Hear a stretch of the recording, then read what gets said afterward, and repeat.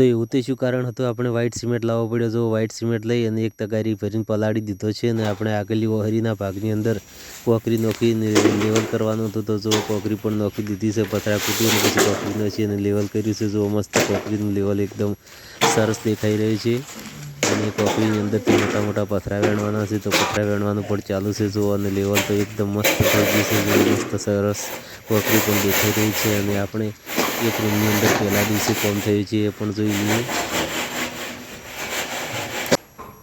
તો જો પહેલા દિવસે આપણે એક રૂમની અંદર માર્બલ નખાઈ ગયો હશે અને આપણે બીજા રૂમની અંદર પ્લાસ્ટરમાં ટીસા પણ કરી દીધા છે. તો એ રૂમની અંદર આજે નાખવાનો છે. તો જો ટીસાવાળો રૂમ પણ દેખાઈ રહ્યું છે અને એની અંદર આજે માર્બલ ફિટ કરવાનો છે. તો જો આ બાજુ સિમેન્ટ પલાળવાનું ચાલુ છે અને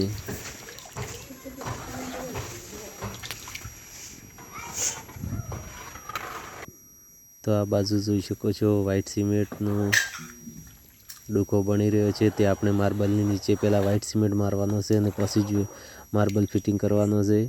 તો જો વ્હાઇટ સિમેન્ટ નીચે નાખી દીધો છે અને પછી માર્બલ મૂકવાનો છે. આ રીતે વ્હાઇટ સિમેન્ટ પ્લાસ્ટર ઉપર નખાઈ રહ્યો છે. તો આપણે પતરા પકડી એની અંદર લાવવાના છે. તો ફરી મળીશું નવા વિડીયોની અંદર.